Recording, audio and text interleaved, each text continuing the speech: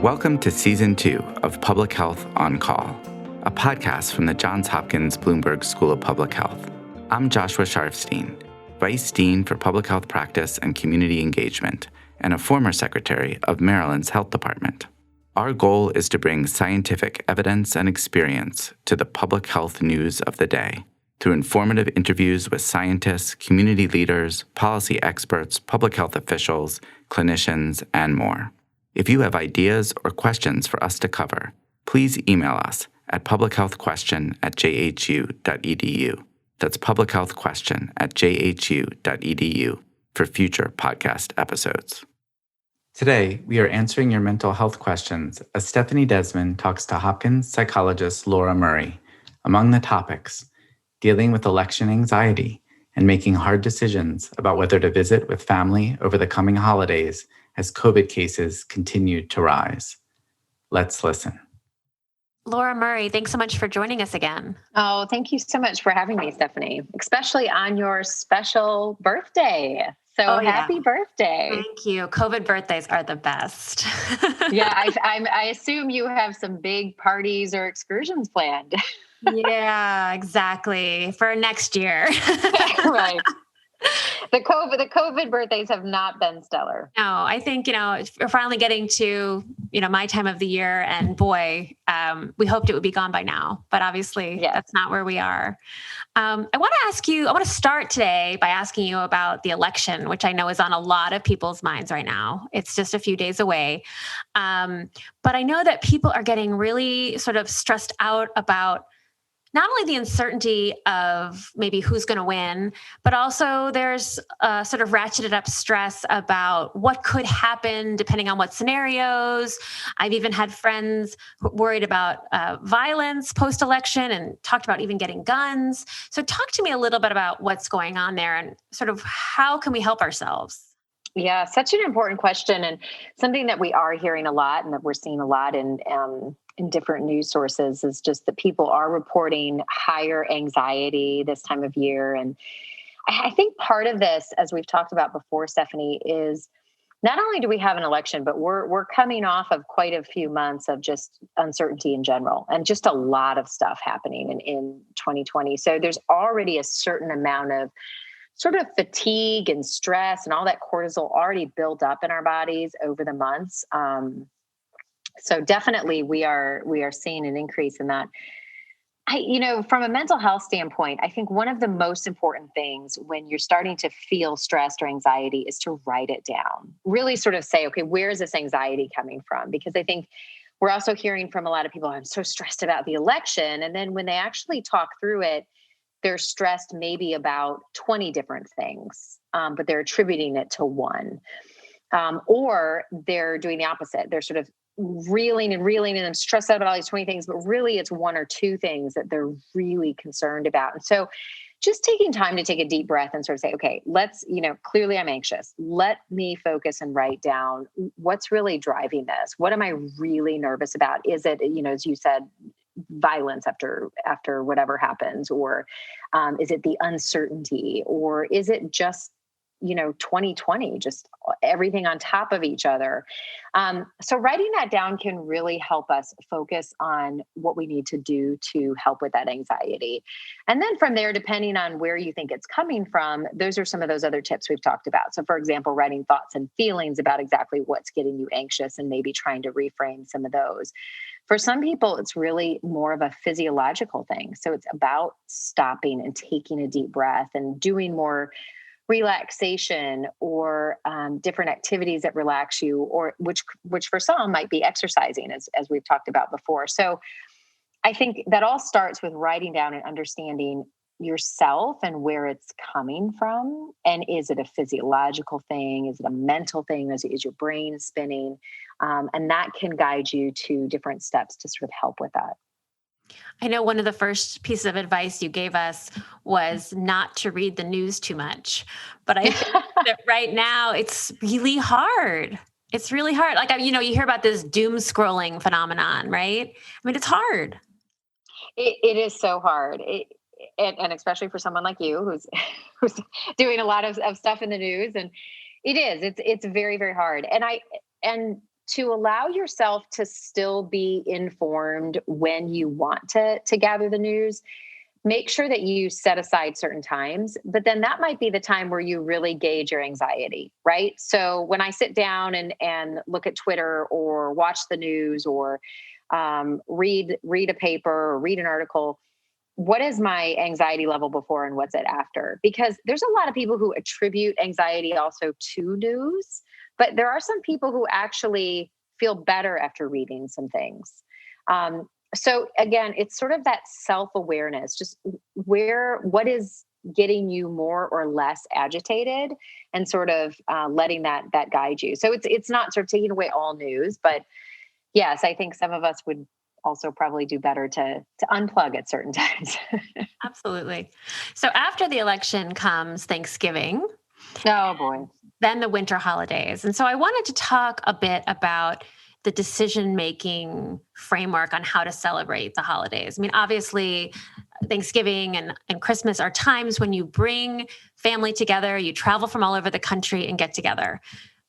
That's challenging this year, given COVID. And I'm wondering how you sort of balance the health and safety and the emotion of it with concerns about elderly parents and concerns about them being lonely. Sort of, how can we approach this sort of in a healthy way? Always asking the tough questions, Stephanie.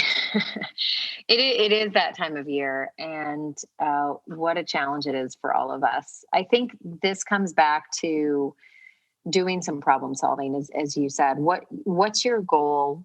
Where do you want to travel? And really looking at the pros and cons. I think there's so many variables in travel for the holidays and seeing other people. I was just talking to a colleague the other day, and we both happen to have parents that are risky to be around, but they're also parents that are not dying without seeing their grandkids. They're sort of okay with Zoom. And so that's a variable example for people to consider. Whereas I do think, as you said, there's other people who really need that physical contact.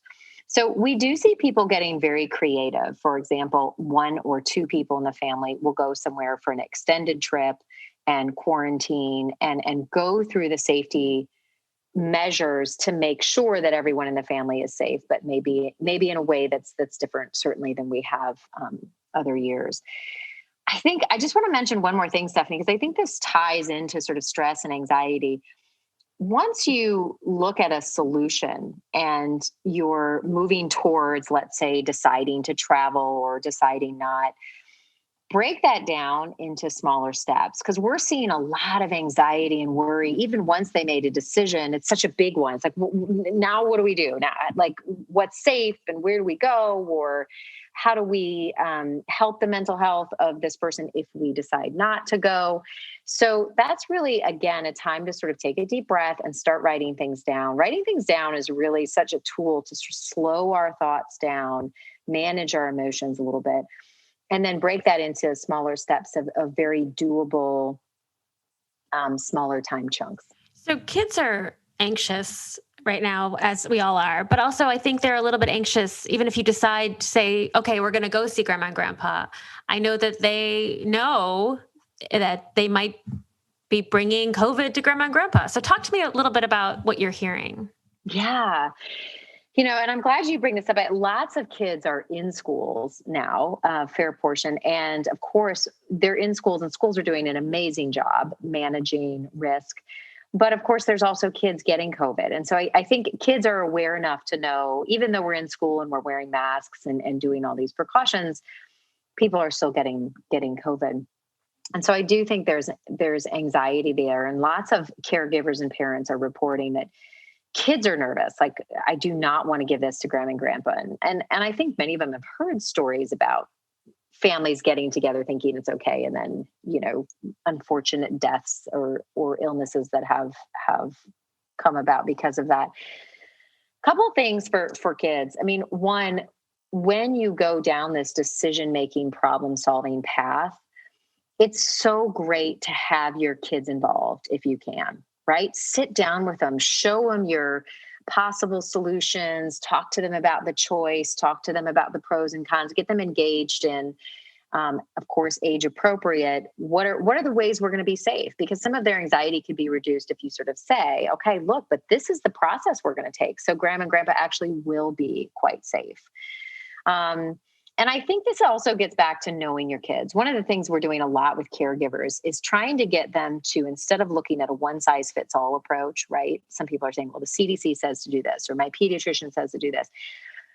Trust yourself. You guys know your kids, right? And what you say and do with one of your children might be so different than the other, as we've talked, Stephanie, right? Our kids are so different. So also look at what they need and how you might speak to each of your children differently. Mm-hmm, mm-hmm.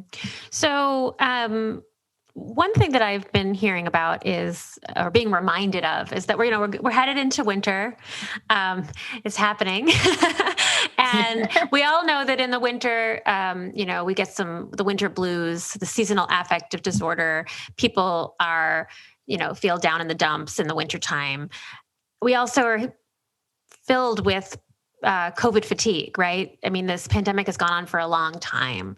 And so I guess the question is maybe how can we decide whether it's just normal winter blues, or if it's, something more serious that we need to think about, or if we're just tired of all this. Well, we certainly all are very tired of this. That's for sure.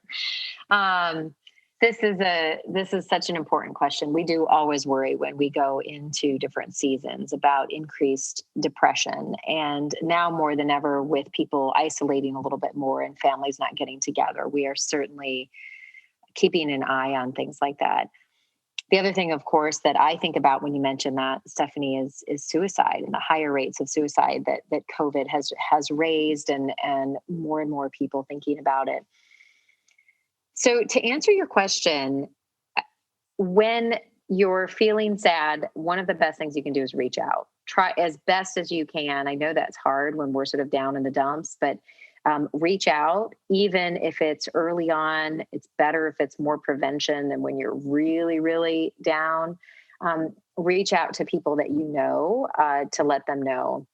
Going into the season, we talked to a lot of people about having a prevention mindset. And what that means is, for example, even now, I might reach out to a couple friends and say, you know what, winter's coming. I don't do very well.